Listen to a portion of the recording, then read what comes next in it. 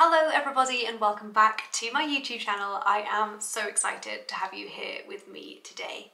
If you are new here, then welcome. My name is Rachel, and if you are not new here, then welcome back. I run a chartered accountancy practice, which means that my life is full of small business owners. We recently took on our 500th client, and so I have this amazing community of small business owners, and I get asked a lot of questions. One of the most frequently asked questions that I get is, how do I price myself? How do I price my products? How do I price my services? How much of a profit margin should I be making? Should I be accounting for tax within my products and services? So I'm here today to tell you everything that you need to know about how to price your products and services in a way that incorporates loads of different things. The cost that you have to incur to deliver your service or deliver your product, the market, what your competitors are doing and how they're behaving, understanding your customers and understanding the value that you give them in exchange for the price, understanding how much time you have to invest in delivering your product or your service, understanding what is actually a fair profit margin and how tax comes into that too, and then also deciding whether or not you want to charge by the hour or per project. So I have put together a 6-step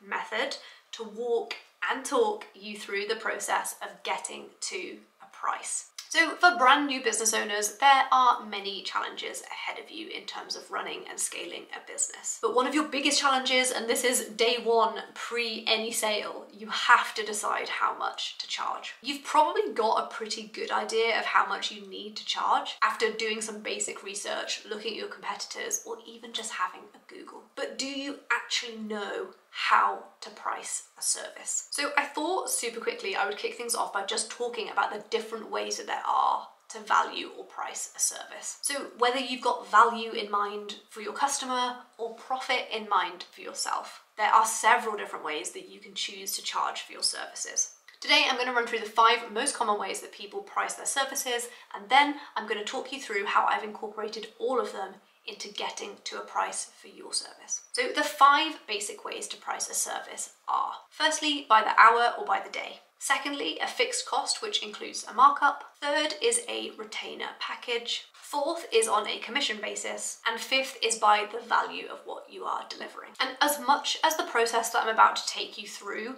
will actually help you get to a price or a pricing structure, the very best thing it's going to give you is confidence as a business owner. When you first go into business, especially if you are a service-based business owner, you will be filled with doubt. People will question you on your pricing. Understanding how you got to those numbers is key for not wavering on them. If you know that you have incorporated your costs, your overheads, your profit margin, your future plans to grow and develop your business into that price, and somebody asks you to lower the price, the answer is going to be a no. If you actually just pluck that number out of thin air, you had a bit of a Google on what your competitors are doing, and somebody then asks you to lower your price, you might actually consider it. So the number one thing I'm going to give you today is confidence. So let's go. The first step in pricing your services is to calculate your costs. So if you want to avoid shortchanging your business, the first thing that you have to understand is how much it costs to provide your services. And to do that, we're just going to use a simple cost-based pricing. Cost-based pricing is when businesses add up the costs that are involved in making a product or delivering a service, and then they mark up the prices from there.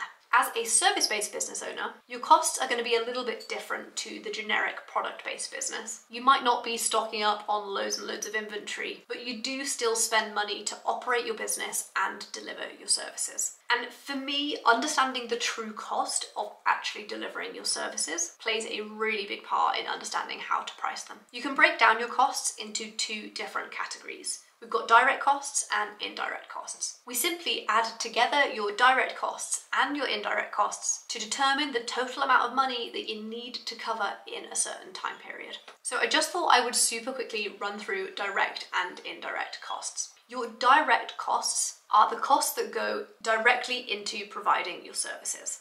So I just thought I would run through some examples and explanations of direct costs, indirect costs, and overheads to help you reflect on things, think about things, and maybe spot some costs that you might not have thought of yet. So your direct costs are the costs that go directly into delivering your product or your service. And some examples of direct costs are materials, labour and manufacturing supplies. So what you actually have to spend in order to deliver your product. Next up is indirect costs. Your indirect costs are expenses that you need in order to run your business, but that you can't actually pinpoint to a specific sale or project. Examples of an indirect cost, otherwise called an overhead, are rent, utilities, equipment, maintenance, insurance, indirect labour, so maybe a receptionist, which you can't attribute to every single sale, but it is still a running cost of your business, marketing and advertising. So now that you've calculated your costs, we now need to look at your market.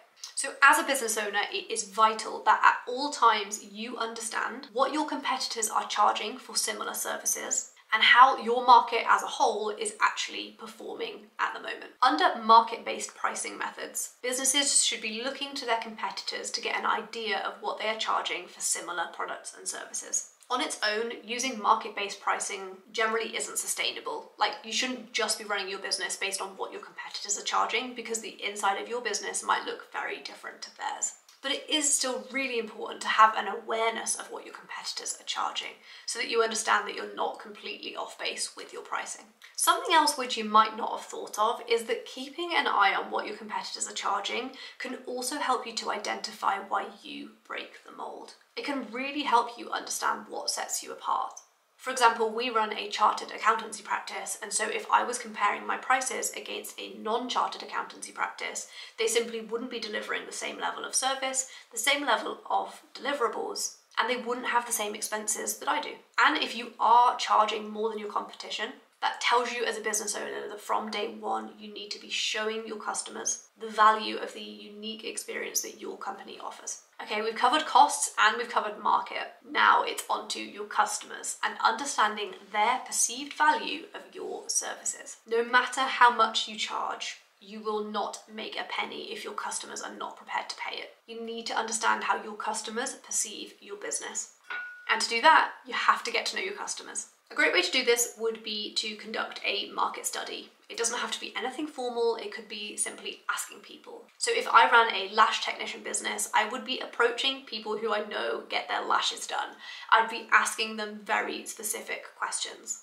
Find out how much they're willing to pay, find out what's important to them, find out what their deal breakers are. You can also look at things like their needs, their income, their status, occupation, things like that. They're basically informal focus groups that you can conduct to give you an idea of who your customers are and how they behave. Learning more information about your customers is a part of value-based pricing, and under a value-based pricing strategy, a business bases its product or services on how much customers value their offerings. Step 4 is to consider the time you've invested. Looking at your costs, competitors, and business value aren't your only considerations when pricing yourself. The time that you had to put into the business matters too. It's really important to have an accurate understanding of how much time you invest into delivering a service. The longer you spend on a project, the more you should earn. A really great way to do this is to actually track how long it takes you to deliver each project. Also considering how long you've been in your industry. The more time you have under your belt, the more experience you have, and the more value you're delivering to your customers. Generally, you can charge more as an experienced, trusted advisor. Step number 5 is coming up with a fair profit margin.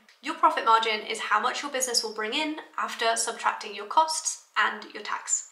If you'd like some help on how to plan and save for tax and how to incorporate taxes into your pricing, you can check out this video that I made, which covers everything that you need to know about planning and saving for tax. So using a profit margin basis for calculating your prices, you would add together your total costs, multiply that by your profit margin as a percentage, and then add that onto your costs, gives you your total sales figure. When thinking about profit margin, it is very, very important not to just focus on profit margin. The reason I'm listing these steps in this order is to follow the whole process. And so to get there, you need to consider your costs, your market, your customers, your value, the time spent, and then profit margin. The final step in deciding how much to charge is actually understanding how you'll charge. Will you have a price list where you offer services for set amounts, or will you charge everybody by the hour to see how long each job takes? You might consider charging customers by the project if you are really confident in the amount of time it actually takes to deliver each project. Or you might charge hourly if you don't know how long it's going to take you at all. Whether you charge customers hourly or by the project might depend on your industry. For example, a psychologist might charge per hour for hourly sessions, whereas a lash technician might have a list of services which they offer for fixed prices. So my 6-step process for identifying how much and how you should charge for your services is firstly calculate your costs. We've got direct costs, indirect costs, and overheads. Next up, we need to look at our market. We're looking at what our competitors are doing and how they're charging. Next up, we've got know your customers and your perceived value. We then need to look at how much time it takes us to generate our income or how long we've been in our industry. We then decide our profit margin and work that back into our figures. And finally, we understand if we're going to charge by the hour or per project. As I said at the beginning, pricing for your small business is something that is incredibly complex, and there isn't a sort of one-size-fits-all process, which is why I absolutely love this sort of 6-step formula, which helps you to take into consideration some of the key methods used when looking at lots of different pricing options. Thank you so much for joining me today. I hope this video has really helped you. Let me know in the comments what you thought and what you'd like to see next. Thank you so much for spending some time with me today. I am so grateful to have you with me. If you like this video, please do hit the subscribe button. It means so much to me as a creator. Thank you so much for joining me today, and I hope to see you again very soon.